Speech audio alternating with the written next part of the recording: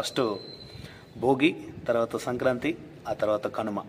ఇవన్నీ 3 పండుగల్ని ఎలా ఎంజాయ్ చేశారో కింద కామెంట్లో తెలియచేయండి.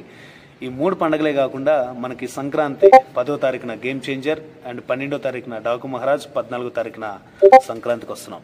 3 రిలీజ్ అయ్యాయి. ఆ 3 రివ్యూస్ కూడా మన ఛానల్లో ఉన్నాయి. బట్ వెళ్ళి ఒకసారి చెక్ చేయండి, డెఫినెట్లీ మీకు నచ్చొచ్చు. సంక్రాంతి పండుగని ఎలా ఎంజాయ్ చేశారనేది కింద కామెంట్ చేయండి. భోగి మంటలు ఎలా నడిచాయి, కోడి పందాలు ఎలా నడిచాయి, పతంగిలు ఎలా ఎగరేశారు, ఇవన్నీ కూడా కింద కామెంట్లో తెలియజేయండి. సంక్రాంతిని ఫుల్ ఫ్రెడ్జ్డ్గా ఎంజాయ్ చేసిన వాళ్ళు ఎవరైనా ఉంటే వీడియోకి తప్పకుండా ఒక లైక్ వేసుకోండి. ఇంకా ఇన్డెప్త్ రివ్యూలోకి వెళ్ళిపోదాం. హాయ్, హలో ఎవ్రీవన్, నేను రాజేష్. మీరు చూస్తున్నారు రిబ్కా creation YouTube channel.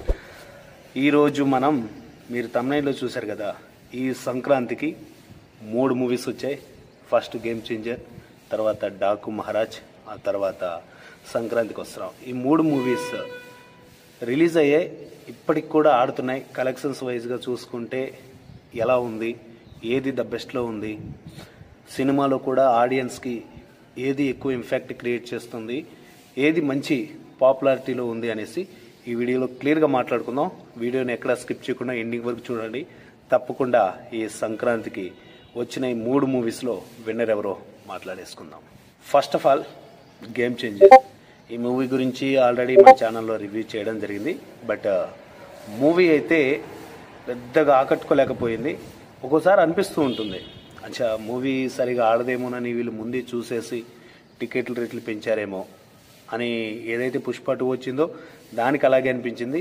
The same time game చేంజర్కి కూడా అలాగే అనిపించింది. ఎందుకంటే టికెట్ల రేట్లు అనేది విపరీతంగా పెంచేశారు. దాన్ని బట్టి 100% అనిపిస్తుంది. దాని గురించి ఆల్రెడీ రివ్యూ చేశాం కాబట్టి ఎక్కువ డిస్కషన్స్ ఉందండి. బట్ దాని కలెక్షన్స్ చూసుకుంటే బయట టాక్ ఫేక్ కలెక్షన్స్ చూపిస్తున్నారు అనేసి టాక్ నడుస్తుంది. బట్ ఏదేమైనా కూడా గేమ్ చేంజర్ ఎక్కువ అంటే టికెట్ ప్రైస్ ఎక్కువ పెట్టేశారు కాబట్టి 100% కలెక్షన్స్ బాగా వస్తున్నాయని టాక్ అయితే ఉంది. Second one Daaku Maharaj. మన బాలకృష్ణ గారు నటించిన డాకు మహారాజ్. ఆ మూవీ గురించి మాట్లాడుకుంటే పర్లా యావరేజ్ 1 అని చెప్పుకోవచ్చు. దాని కలెక్షన్స్ వైజ్గా మనం మాట్లాడుకుంటే కలెక్షన్స్ వచ్చేసి డాకు మహారాజ్కి నిజంగా వాళ్ళు ఎంత పెట్టారు ఏంటి అనే విషయం పక్కన పెడితే చాలా అంటే చాలా బాగా కలెక్షన్స్ వస్తున్నాయి. ఇక బాలయ్య బాబు గారు కదా, ఆయనకి తగ్గట్టు మన తమన్ గారు ఇచ్చే బ్యాక్గ్రౌండ్ స్కోర్ కానీ, అలాగే మన బాబీ కోహ్లీ గారు ఇచ్చే డైరెక్షన్ కానీ నెక్స్ట్ లెవెల్లో తీసుకెళ్ళిపోయాయి. ఎలివేషన్స్ వైజ్గా అండ్ స్టోరీ టెల్లింగ్ వైజ్గా, స్క్రీన్ ప్లే వైజ్గా, స్టోరీ రొటీనే బట్ స్క్రీన్ ప్లే వైజ్గా అండ్ ఎలివేషన్స్ కానీ, సినిమాటోగ్రఫీ, ఎవ్రీథింగ్ వీటిని బేస్ చేసుకొని కలెక్షన్స్ వర్షం అయితే కురిపిస్తూ ఉంది. ఫైనల్గా 3వది అనమాట సంక్రాంతికి వస్తున్నాం. ఈ మూవీ గురించి నేను ఆల్రెడీ రివ్యూ చేశాను. ఆ రివ్యూలో ఏంటంటే నా పాయింట్ చెప్పాను. నాకు సినిమా ఎలా అనిపించింది, సినిమా నాకు పెద్దగా నచ్చలేదు, ఓవర్ ద టాప్ కామెడీ అనిపించింది. బట్ అక్కడ నేను డిసప్పాయింట్ అయిపోయాను. స్టోరీ కూడా పర్లా ఒక రకంగా ఉంది. బట్ కొన్ని సీన్లు ఎలా ఉంటాయంటే ఓవరాల్గా హీరోయిన్ చుట్టూ సినిమా తిరుగుతున్నట్టు అనిపిస్తూ ఉంటుంది. నేను ఆల్రెడీ క్లియర్గా డిస్కస్ చేశాను దాని గురించి. బట్ కలెక్షన్స్ వైజ్గా చూసుకుంటే సంక్రాంతికి వస్తున్నాం ది బెస్ట్ కలెక్షన్స్ అనమాట. చాలా మంది ఆడియన్స్కి నచ్చింది. ఎందుకంటే ఎవరు పాయింట్ ఆఫ్ వ్యూ వాళ్ళది. వాళ్ళకి నచ్చింది నాకు నచ్చాలని లేదు, నాకు నచ్చింది వాళ్ళకి నచ్చాలని కూడా లేదు కదా. బట్ నాకు నచ్చిన పాయింట్ని నేను అందులో రివీల్ చేస్తూ వచ్చాను. నచ్చిన పాయింట్లు కూడా ఎలా ఉంది ఏంటి అని చెప్పాను. బట్ ఓవరాల్గా సంక్రాంతికి వస్తున్నామైతే కొత్తగా వస్తుంది కలెక్షన్స్ వైజ్గా. ఏదైతే ఫైనల్గా మనకి సంక్రాంతికి వస్తున్న మూవీ ఉందో ఈ మూవీ యాక్టర్స్ వైజ్గా, డైరెక్షన్స్ వైజ్గా, స్టోరీ వైజ్గా అండ్ ఎవ్రీథింగ్ అనమాట, ఆల్ క్రాఫ్ట్స్. ఒక్క క్లైమాక్స్ పోర్షన్ విజువల్స్ తప్ప మిగతాదంతా కూడా చాలా అంటే చాలా బాగుంది. దాని మీద నెగిటివ్స్ వచ్చాయి, పాజిటివ్స్ వచ్చాయి. చెప్పాను కదా, నేను చేసిన రివ్యూ కూడా వచ్చింది. బట్ ఏదేమైనా కూడా ఈ సంవత్సరం సంక్రాంతి విన్నర్ ఎవరు అంటే సంక్రాంతి విన్నర్ సంక్రాంతికి వస్తున్నాం.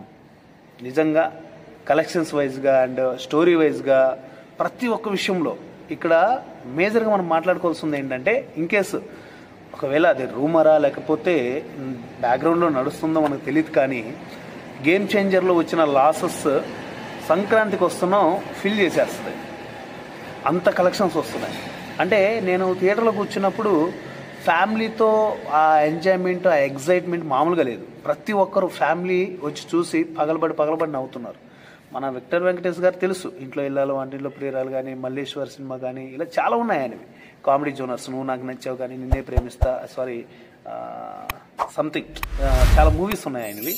అలాగా ఆయన చేసిన యాక్టింగ్ ద బిగ్గెస్ట్ ప్లస్ సినిమాకి. ద సేమ్ టైం స్టోరీ కూడా అనిల్ రవిపూడి గారు చేసిన డైరెక్షన్, స్టోరీ అండ్ డైలాగ్స్ అయితే పీక్స్లో ఉన్నాయి. ఓవరాల్గా మన సంక్రాంతి విన్నర్, సంక్రాంతికి వస్తున్నాం. బట్ మీకు ఏ మూవీ బెటర్గా అనిపించింది కింద కామెంట్లో తెలియచేయండి. ఇలాంటి మంచి మంచి రివ్యూస్ కానీ మీరు పొందాలనుకుంటే నెక్స్ట్ ఓటీటీ మూవీస్ రివ్యూస్ కూడా మన ఛానల్లో చేయబోతున్నాను. ప్రతి ఒక్క రివ్యూని మీరు పొందాలనుకుంటే మన ఛానల్ని సబ్స్క్రైబ్ చేయండి, అలాగే లైక్ చేయండి, 10 మందికి షేర్ చేయండి. ద బెస్ట్ సంక్రాంతి విన్నర్ ఎవరంటే, పర్సనల్గా నాకు నచ్చని విషయం పక్కన పెట్టేస్తే, కలెక్షన్స్ అండ్ ఆడియన్స్కి నచ్చిన సినిమా సంక్రాంతికి వస్తున్నాం. అలాగే సంక్రాంతి టీం మెంబర్ అందరికీ all the best. Once again all the best.